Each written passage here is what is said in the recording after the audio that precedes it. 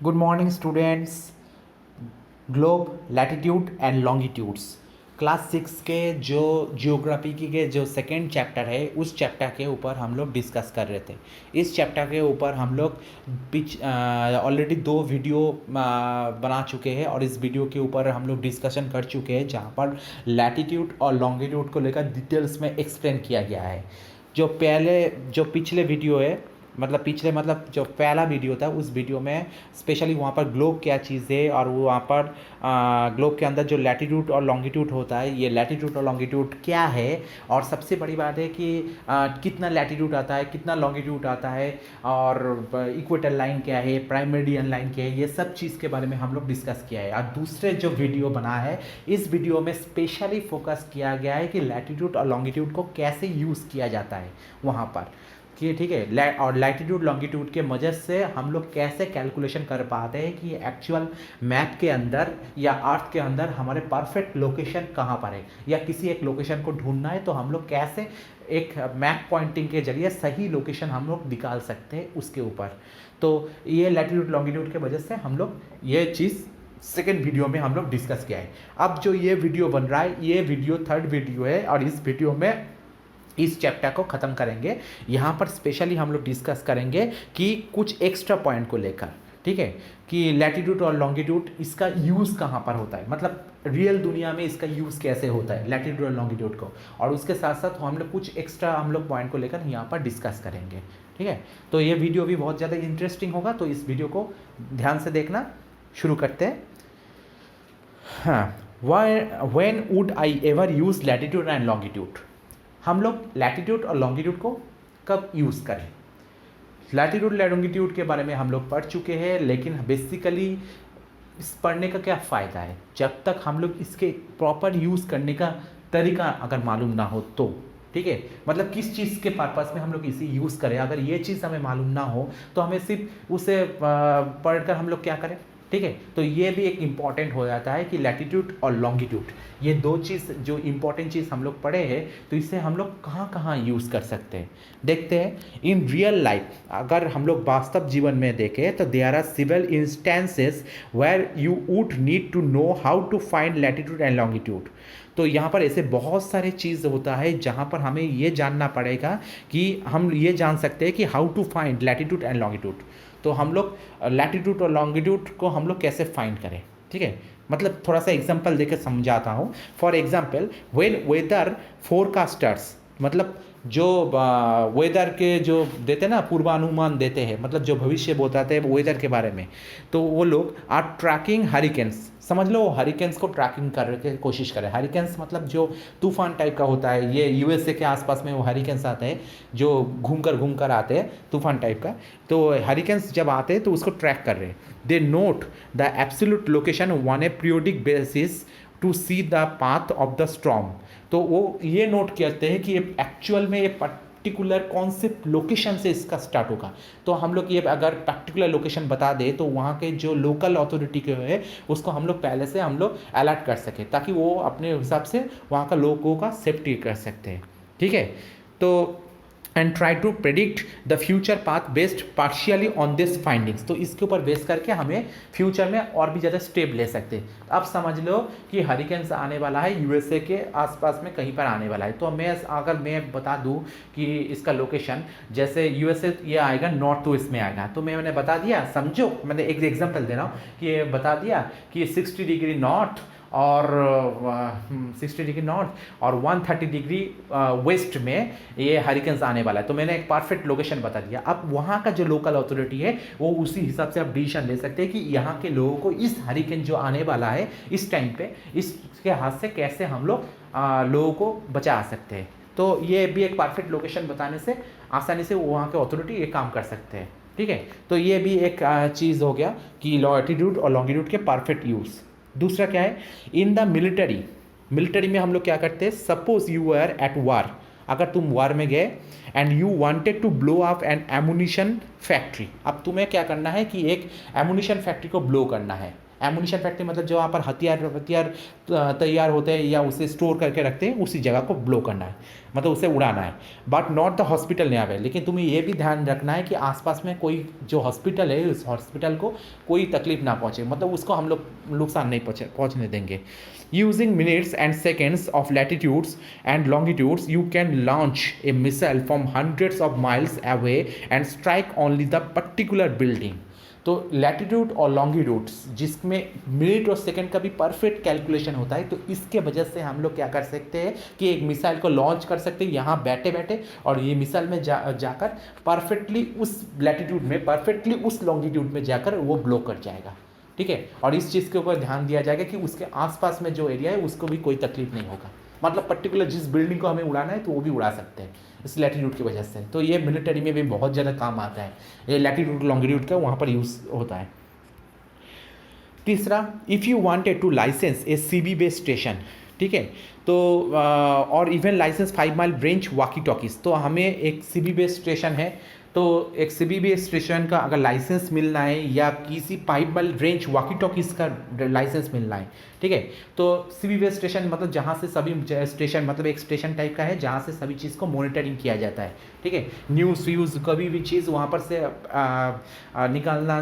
निकालते हैं और लोगों के लिए वो चीज़ फ़ायदा होते हैं, लिसनिंग करते हैं वो लोग वो चीज़, जैसे मतलब होता है ना स्टेशन, कैसे बोलूँ, जैसे ट्रैफिक के अलर्ट देते हैं, जिस बहुत सारे रेडियो स्टेशन है, तो ये सब सीबी बेस्ड स्टेशन के अंदर आ जाता है। ठीक है, अब ये क्या करते हैं कि इसका अगर लाइसेंस मिलना है या तुम्हें ऐसा कोई वॉकी टॉकी है, जो वॉकी टॉकी जो पुलिस लोग यूज़ करते हैं या फायर ब्रिगेडिंग लोग यूज़ करते हैं, तो इसका भी पर्टिकुलर किसी एक जगह में बैठकर काम करना है, तो उसी उसका 5 माइल रेंज एरिया ये भी डिसाइड हो जाता है लैटिट्यूड लॉन्गिट्यूड के वजह से। कैसे? You need to provide the latitude and longitude to of your home to the federal communications commissions to get such a licence. तो इसके बाद से हमें क्या करना है, फेडरल कम्युनिकेशन कमीशंस जो है उसके पास हमें ये रिपोर्ट भेजना है कि हमें इसी तरह से हमें इसी जगह का लाइसेंस चाहिए और हम लोग उसी लाइसेंस के बेस में हम लोग काम कर सकें। ठीक है, तो इसी तरह से पर्टिकुलरली इसी तरह से हम लोग लैटिट्यूड लॉन्गिट्यूड को यूज़ कर सकें कोई भी एक रेडियो स्टेशन को चलाने के लिए। ठीक है, उसके बाद क्या है, ये तो और भी ज़्यादा इंटरेस्टिंग है। इन एन इमरजेंसी सिचुएशन, समझ लो कि इमरजेंसी सिचुएशन आ गया, जैसे एक प्लेन क्रैश हो रहा है या शिप सिंकिंग मतलब जहाज़ डूबने वाला है, you can really relay your coordinates of latitudes and longitudes to assist rescue teams when time may be very important. तो इसी टाइम में होता है कि जब प्लेन क्रैश होने वाला है या जहाज़ डूबने वाला है, यहाँ पर हर पल बहुत ही ज़्यादा इंपॉर्टेंट हो जाता है। तो मैं क्या कर सकता हूँ कि मैं अपने रैडर से मैं एक परफेक्ट लैटिट्यूड और लॉन्गिट्यूड के लोकेशन में दूसरे जहाज़ या प्लेन को मैं भेज सकता हूँ ताकि सर्वाइव करने के लिए, ताकि वो लोग आए और हम लोगों को बचा सके। ठीक है, तो ये भी एक लैटिट्यूड लॉन्गिट्यूड का यूज़ यहाँ पर हो जाता है। If you are in the middle of an ocean, जैसे तुम एक ओशन के मिडल में हो, there are no landmarks to use, आसपास में कोई लैंडमार्क्स मतलब होता नहीं है यूज़ कर सको। जैसे तुम बोल नहीं सकते कि मैं अरे यहाँ पर तो ओशन में हूँ, यहाँ पर एक पेड़ खड़ा है, ये पेड़ के बीच में पास में जो एरिया है ना वहाँ पर आप आ जाओ, ऐसे तो आप तुम बोल नहीं सकते क्योंकि वहाँ पर चारों तरफ समुद्र है। तो तुम्हें उस टाइम ना लैटिट्यूड लॉन्गिट्यूड की यूज़ करना है ये चीज़। So you had better know your latitude and longitude, तो इसके यूज़ करके तुम अपने आप को सर्वाइव कर सकते हो। ठीक है, तो जैसे टाइटैनिक डूबा था ना, टाइटैनिक डूबा था, तो वो लोग भी अपने रैडर के वजह से अपने जो सिग्नल वहाँ पर दूसरे शिप के लिए वो भेजे थे और वहाँ पर परफेक्ट वो लैटिट्यूड लॉन्गिट्यूड का वो अपना अपना लोकेशन है वहाँ पर भेज दिया था। तो ऐसे करके वो अपने आप को सर्वाइव कर सकते हैं। हालांकि वो देर से आए थे तो इसलिए टाइटैनिक डूबा था। ठीक है, तो ये चीज़ है। उसके बाद है कि map elements right on, map के जो एलिमेंट्स है मतलब ग्लोब लैटिट्यूड लॉन्गिट्यूड, ये जो चैप्टर है, ये चैप्टर लैटिट्यूड लॉन्गिट्यूड स्पेशली हमें तो यूज़ किया जाता है मैप में। ठीक है, ताकि हमें समझने में आसानी हो। तो उसमें और जो जो चीज़ यहाँ पर इंपॉर्टेंट हो जाता है, जो जो एलिमेंट इंपॉर्टेंट हो जाता है, उसके बारे में थोड़ा सा हम लोग डिस्कस कर लेते हैं। यहाँ पर मैंने बोला ना कुछ एक्स्ट्रा इंफॉर्मेशन डिस्कस करूँगा, वही चीज़। जैसे कॉम्पास, एक compass is a tool, compass ऐसे टाइप का एक टूल है that helps the user know what direction one is headed. तो इससे वजह से हम लोग क्या कर सकते हैं, पर्टिकुलर एक डायरेक्शन जान सकते हैं कि हम लोग कौन से डायरेक्शन में हमें हम उसके तरफ हम फेस करके रखे हैं या उसी तरफ हमें जाना है। On a map a compass और a compass rose helps the user locate this direction. तो एक मैप के जरिए हम लोग कर सकते हैं, एक कॉम्पास के जरिए कर सकते हैं, या कॉम्पास रोज के जरिए हम लोग कर सकते हैं कि परफेक्ट एक डायरेक्शन की तरफ हम लोग या परफेक्ट एक लोकेशन की तरफ हमें कैसे जाना है या कैसे उसको लोकेट करना है, ये हम लोग कर सकते हैं। अब यहाँ पर एक नया वर्ड आया है कॉम्पास रोज। क्या चीज़ है देखते हैं हम लोग कॉम्पास रोज। तो यहाँ पर बोला गया the needle on a compass is magnetised to point to the earth's north magnetic pole. मतलब ये वही टाइप का कॉम्पास हो गया जिस कॉम्पास में जो नॉर्दर्न पॉइंट होगा, ठीक है, ये हमेशा नॉर्थ पोल की तरफ मैग्नेटिक पोल नॉर्थ जो मैग्नेटिक पोल की तरफ ये मतलब उसके तरफ वो चुंबक की तरह वो आकर्षित होगा, ठीक है। तो हमेशा वो नॉर्थ पोल की तरफ ही पॉइंट करेगा। तुम जैसे भी तुम अपने आप को घुमा लो, उस कंपास को घुमा लो, वो हमेशा नॉर्थ पोल की तरफ ही इंडिकेट करेगा। तो thus with a compass a person can रफली tell which direction they are headed. तो इसकी वजह से तुम आसानी से तुम बोल सकते हो कि तुम्हें कौन सी तरफ जाना है। समझ लो तुम्हें ईस्ट की तरफ जाना है तो तुम कंपास को 10 बार इधर उधर कर घुमा कर तुम सामने खड़े कर दो, तो फिर तुम्हारे नॉर्थ तो नॉर्थ की तरफ ही रहेगा, ये कंपास रोज वाला सिस्टम में।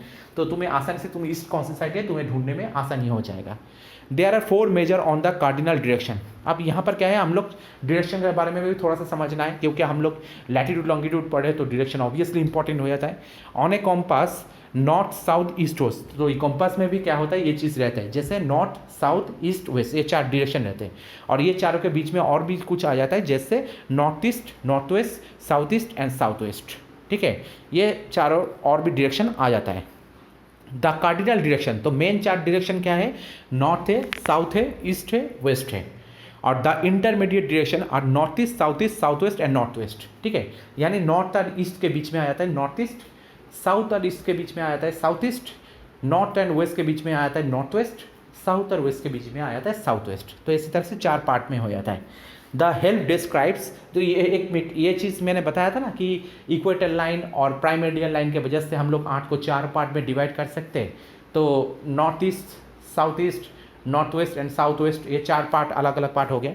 दे help describe the location of place in relation to other places. तो ये इसके वजह से हम लोग पर्टिकुलरली एक प्लेस का लोकेशन निकाल सकते हैं, कि जो वर्ल्ड मैप बोलो या इंडिया का मैप बोलो या पर्टिकुलर किसी एक स्थान का मैप बोलो, उसके वजह से हम लोग निकाल सकते हैं, और या उसके अकॉर्डिंग हम लोग दूसरे प्लेस के भी निकाल सकते हैं, या उसके अकॉर्डिंग हम लोग कौन सी साइड में है ये भी निकाल सकते हैं, ठीक है। ये इस डायरेक्शन की वजह से ये चीज़ हम लोग कर सकते हैं। ये चीज़ और एक इंटरेस्टिंग चीज़ है स्केल।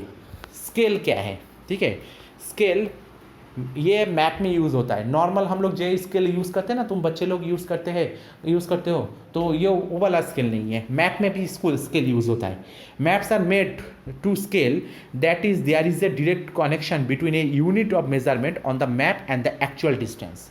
तो मैप में भी एक स्केल यूज़ होता है, जिसके वजह से क्या करता है, हम लोग एक्चुअल जो मेजरमेंट होता है ना उसके साथ मैप में जो मेजरमेंट होता है, ये दोनों के बीच में एक कनेक्शन करते हैं, ठीक है। जैसे समझ लो आप समझ लो कि मुझे इंडिया का मैप मुझे इंडिया का मैप में दिखाना है, ठीक है। अब इंडिया का मैप समझ लो कि ये इंडिया तो बहुत बड़ा है, अब इसके इतना बड़ा साइज़ के तो हम लोग मैप नहीं बना सकते, ठीक है।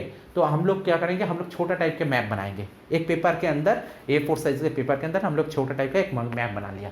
लेकिन प्रॉब्लम है कि ये जो मैप बनाया, इस मैप का साइज़ कैसे डिसाइड होगा कि जम्मू कश्मीर कितना बड़ा है और इधर तमिलनाडु कितना बड़ा है, ये कैसे डिसाइड होगा, ये डिसाइड होगा स्केल के वजह से, ठीक है।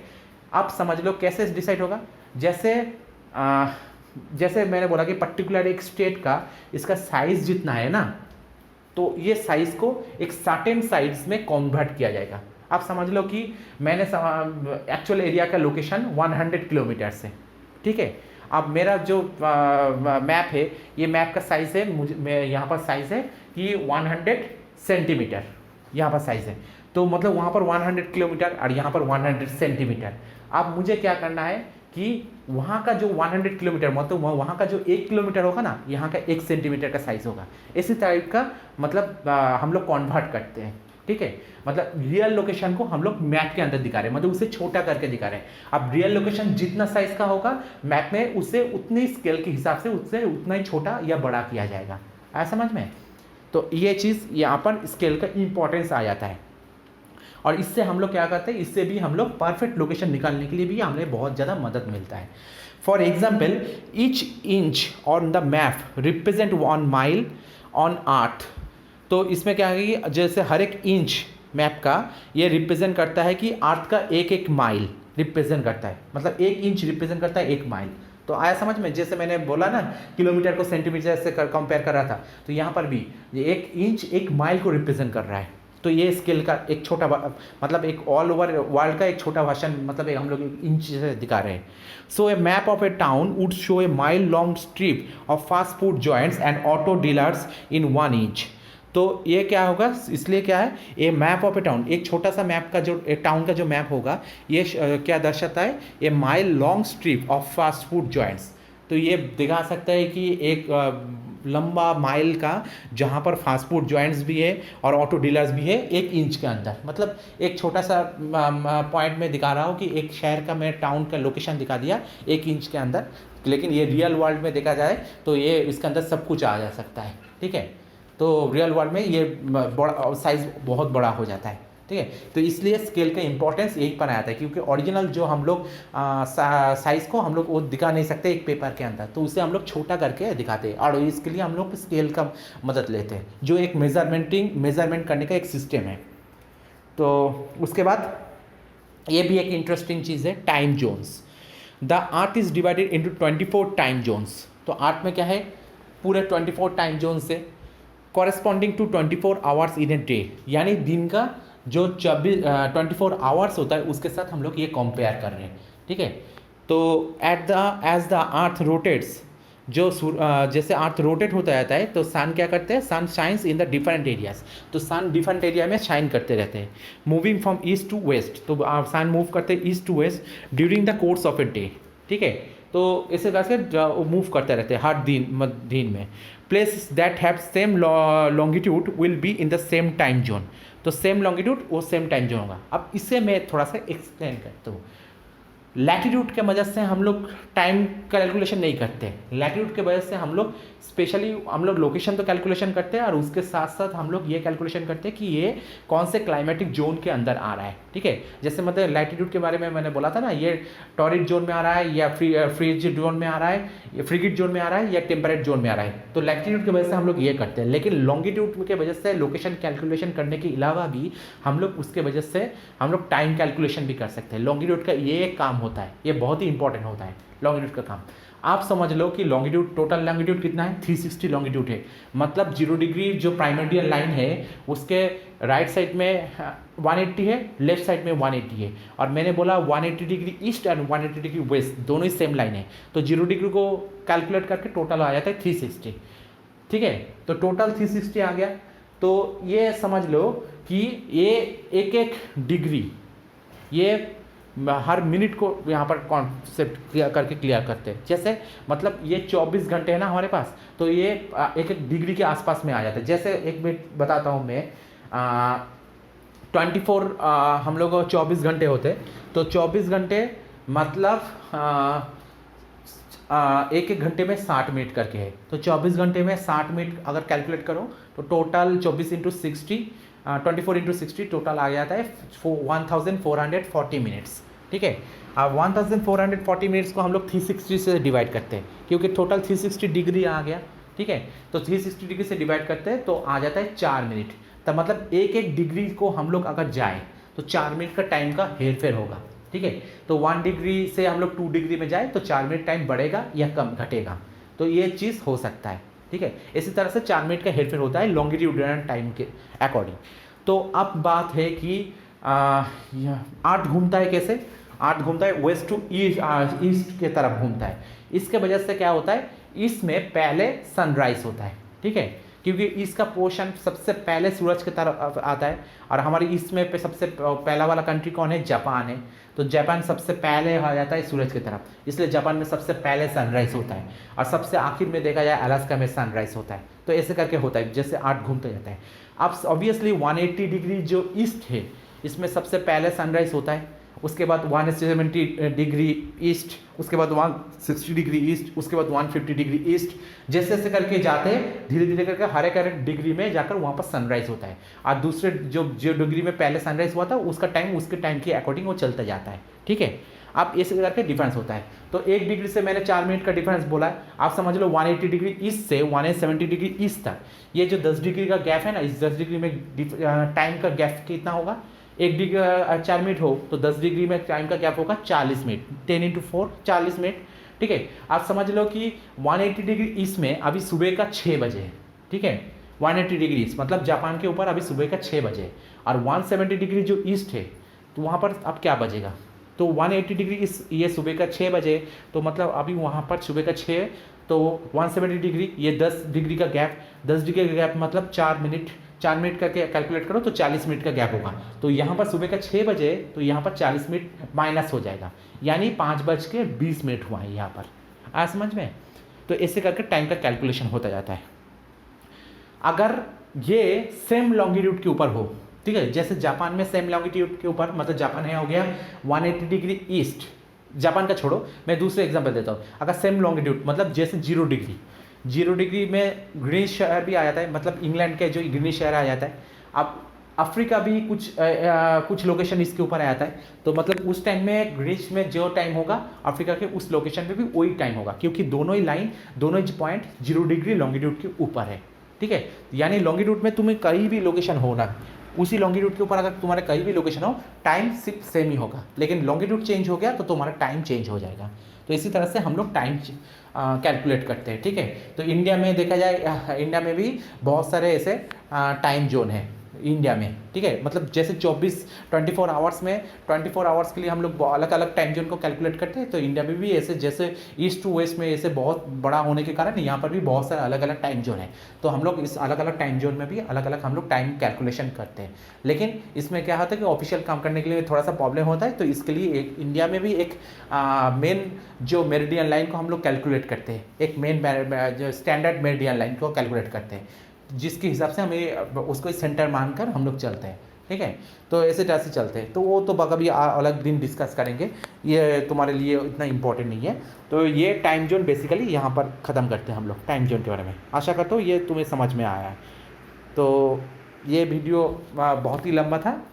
ठीक है, तो लैटिट्यूड लॉन्गिट्यूड ये जो चैप्टर है, इस चैप्टर से भी हमें बहुत कुछ सीखने को मिला है, और ये चैप्टर स्पेशली जियोग्राफी के पॉइंट ऑफ व्यू से भी बहुत इम्पॉर्टेंट है, ताकि अगर फ्यूचर में जाकर तुम्हें जियोग्राफी से रिलेटेड करके तुम्हें कोई काम करना है जहाँ पर तुम्हें लैटिट्यूड लॉन्गिट्यूड के यूज़ करना है, ठीक है, जो जो मैंने काम बोला है यहाँ पर यूज़ करना है, तो तुम्हें ऑब्वियसली ये जो ज्ञान है ना, जो आज तुमने सीखा है, ये चीज़ तब काम आएगा। तो आज वीडियो यही तक, मिलते हैं नेक्स्ट वीडियो नेक्स्ट चैप्टर को लेकर। ठीक है, तब तक के लिए बाय।